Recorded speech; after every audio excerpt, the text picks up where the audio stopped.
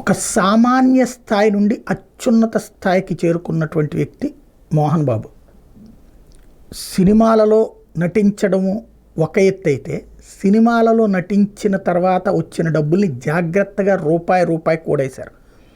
ఆ కూడేసినటువంటి సొమ్ములతో విద్యా సంస్థలు పెట్టారు. ఆ విద్యా సంస్థలు ఒకవైపున విద్యని అందించినాయి, అనేక మందికి ఉపాధి ఇచ్చినాయి, ఉద్యోగావకాశాలు ఇచ్చినాయి, అలాగే అనేక మందికి భావి భారత పౌరుల్ని తీర్చిదిద్దినాయి. అంటే తన సొమ్ముని వృధా కాకుండా జాగ్రత్తగా చూసుకున్నారు. దుర్వ్యసనాలకి బానిస కాకుండా పర్ఫెక్ట్గా చేసుకున్నారు. అట్లాగే బిడ్డలని ఉన్నత స్థితికి తీసుకొచ్చారు. అటు మంచు విష్ణు కావచ్చు, ఇటు మంచు మనోజ్ కావచ్చు, మంచు లక్ష్మి కావచ్చు, ముగ్గురు సినీ రంగంలో సక్సెస్ఫుల్. అలాగే వ్యాపార వారసత్వం కూడా. కానీ ఆయనలో ఉన్నటువంటి ఏకైక లోపం ఏంటయ్యా అంటే నోటి తొత్తర అన్నటువంటిది. ఎస్పెషల్లీ మెగా కుటుంబం మీదన తను సుదీర్ఘకాలం పాటు చేసినటువంటి వ్యతిరేక వ్యాఖ్యలు, మెగా చిరంజీవిని టార్గెట్ చేయడం. నేను ఆయన ఒకేసారి వచ్చాం సినిమాలోకి, నేనేమో ఇట్టా మిగిలిపోయాను, తనేమో అట్లా అన్నది. వాస్తవంగా చిరంజీవి మొట్టమొదట్లో విలన్ పాత్ర, సైడ్ పాత్ర పోషించిన, ఆ తర్వాత నుంచి హీరో అయ్యాక వెనక్కి తిరిగి చూసుకోలేదు.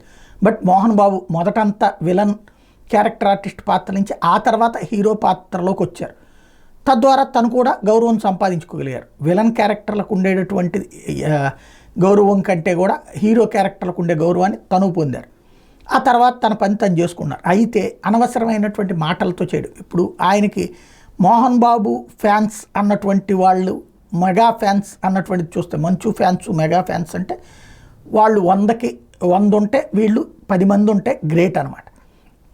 అలాంటి సిచ్యుయేషన్ అయింది. అలాగే సామాజిక పరంగా ఏదైతే చిరంజీవి మెగా కుటుంబానికి ఉన్న ఆధారంలో 10వ వంతు ఇటు ఉండదు వీళ్ళ కుటుంబానికి. దానికి కారణమైనటువంటిది ఈ బిహేవియర్. ఇవాళ రోజున అందుకని నేను మంచు కుటుంబంలో విభేదాన్ని సంతోషంగా చూస్తున్న వాళ్ళు ఉన్నారు. అదే సందర్భంలో అయ్యో పాపం అనుకునేటటువంటి వాళ్ళ సంఖ్య తక్కువగా ఉంది.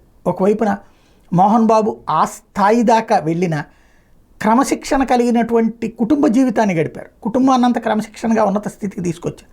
కానీ తనలో ఉన్నటువంటి మాటల క్రమశిక్షణ లోపం అన్నటువంటిదే ఇవాళ శాపంగా మారింది.